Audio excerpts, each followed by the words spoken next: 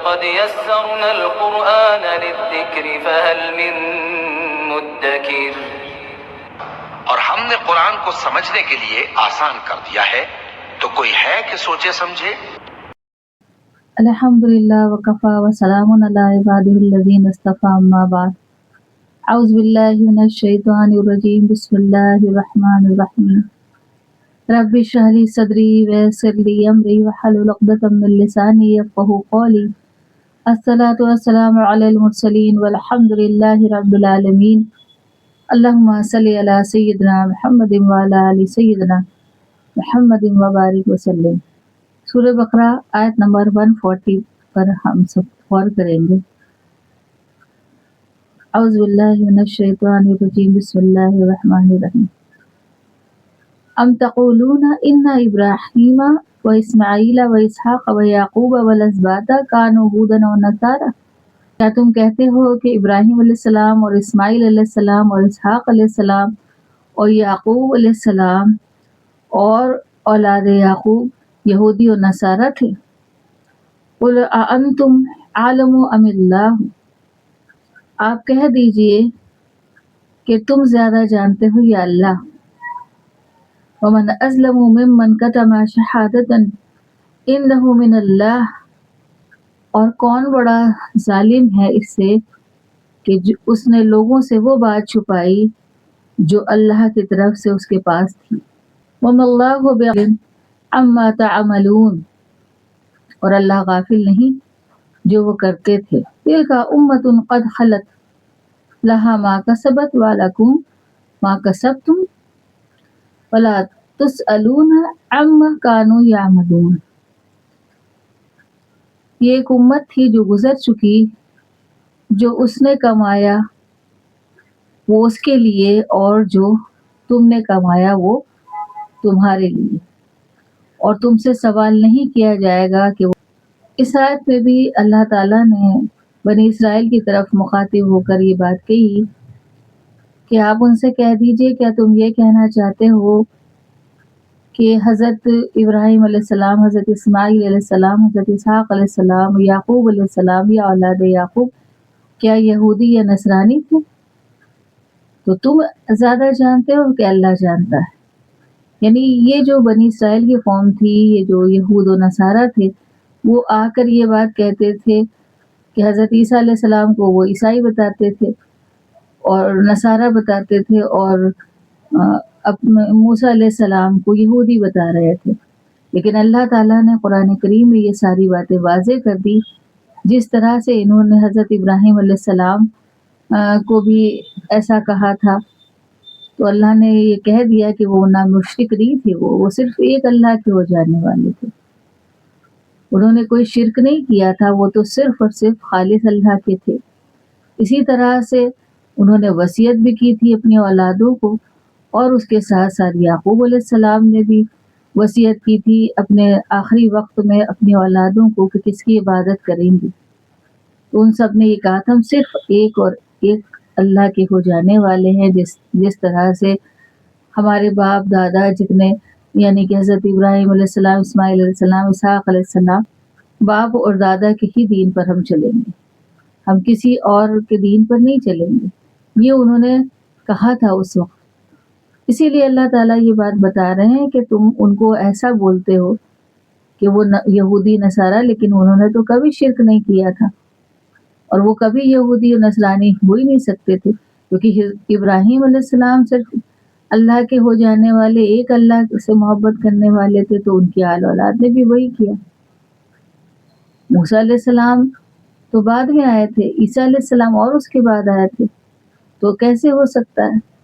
اگر یہ حضرت ابراہیم علیہ السلام کو مانتے ہیں تو اس بارے میں کیوں نہیں مانتے کہ انہوں نے شرک نہیں کیا، تو وہ بھی شرک نہ کرتے۔ تو اللہ تعالیٰ نے یہاں پہ کہا کہ جو بھی یہ عمل کر رہے ہیں اللہ انہیں جان رہا ہے، ایسا نہیں کہ یہ جو بھی عمل کر رہے ہیں اللہ ان سے غافل ہے، نہیں، یہ جو حرکتیں کر رہے ہیں اللہ دیکھ رہا ہے، اور ان سب چیزوں کا حساب بھی ہوگا۔ اللہ تعالیٰ نے کہا وہ جس کا حوالہ دے رہے ہیں، جو پچھلی امتیں تھیں، جو پیغمبر تھے وہ گزر گئے، ان کے بارے میں ان سے سوال نہیں ہوگا، کوئی سوال نہیں ہوگا کہ انہوں نے کیا کیا کیا نہیں کیا۔ ہر انسان سے جو سوال ہوگا اس کے اپنے لیے ہوگا کہ اس نے کیا کیا، کون سا عمل کیا اور کون سا نہیں کیا۔ تو اللہ تعالیٰ نے کہا کہ وہ ایک امت تھی جو گزر گئی، اب دیکھو اب کیا ہے۔ اب جب تک کہ یہ لوگ آپ صلی اللہ علیہ وسلم صلی اللہ علیہ وسلم پر ایمان نہیں لائیں گے، قرآن کریم کو نہیں مانیں گے، تو یہ کامیاب نہیں ہو سکتے۔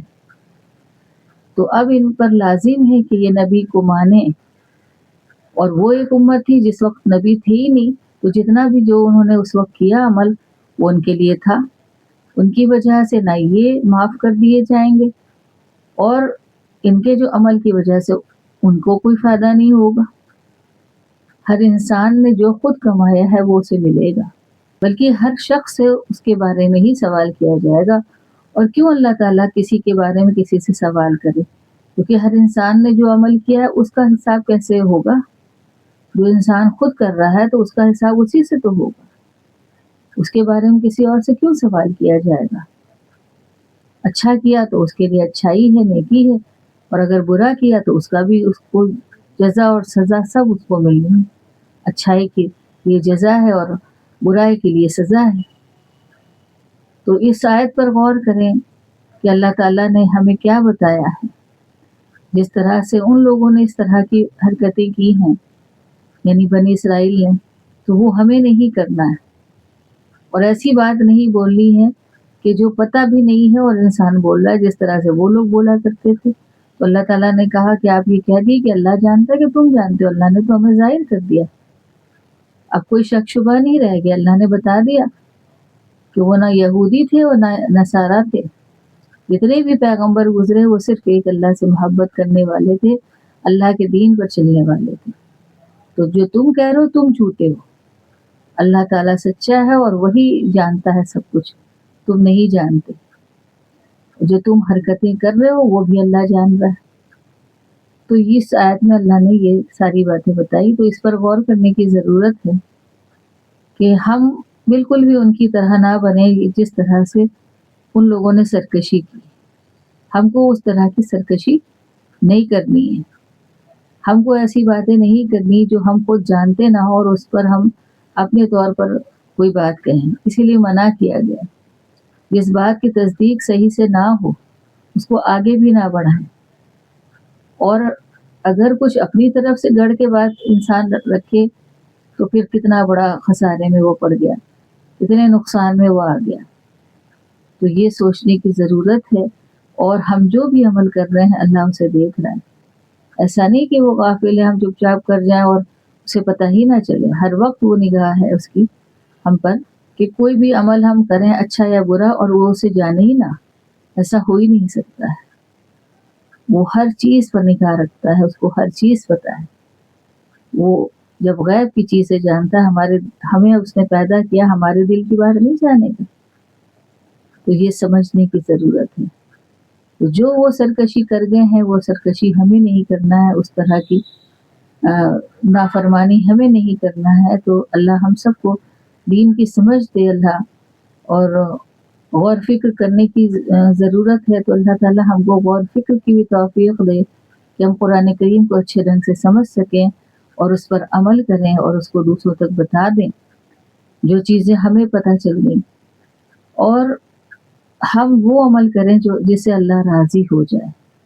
تو یہ کوشش کرنی چاہیے، کیونکہ ہر انسان کو اپنی ہی بات کا جواب دینا ہے، اپنے عمل کا جواب دینا ہے، جو وہ گناہ کر رہا ہے یا جو نیکی کر رہا ہے۔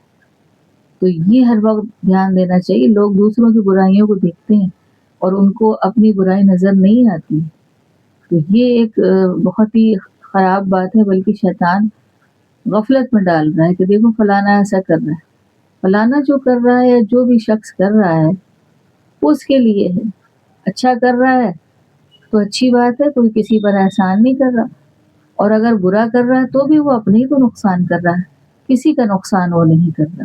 تھوڑی دیر کے لیے لگتا ہے کہ کچھ نقصان ہوا ہے، لیکن کتنی دیر تک کا؟ بس دنیا بھر کا، آخرت میں تو اس کو آسانی ہے نا۔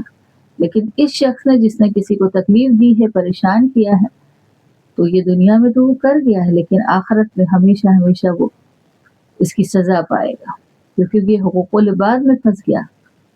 اسی طرح ہم نے اللہ کا حق نہیں ادا کیا تو بھی ہماری پکڑ ہے، ورنہ تو دنیا میں انسان رہ رہا ہے اور عیش و عشرت کی زندگی گزار رہا ہے، اس کو یاد بھی نہیں کرتا، اور وہ بہت اطمینان پہ رہتا ہے کہ کوئی ہمیں جیسے ضرورت ہی نہیں اللہ کی، لیکن ضرورت ہے ہر حال میں، بغیر اس کی مرضی کے، بغیر اس کی مدد کے ہمیں قدم نہیں چل سکتے صحیح راستے پر۔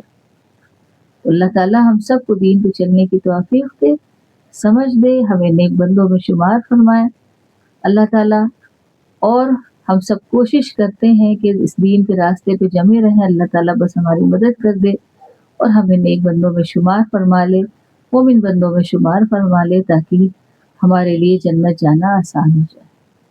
اللہ تعالیٰ ہمیں کہنے سے زیادہ، اب سب کو سننے سے زیادہ عمل کی توفیق نصیب فرمائے۔ آمین۔ وآخر دعوانا ان الحمد للہ رب العالمین۔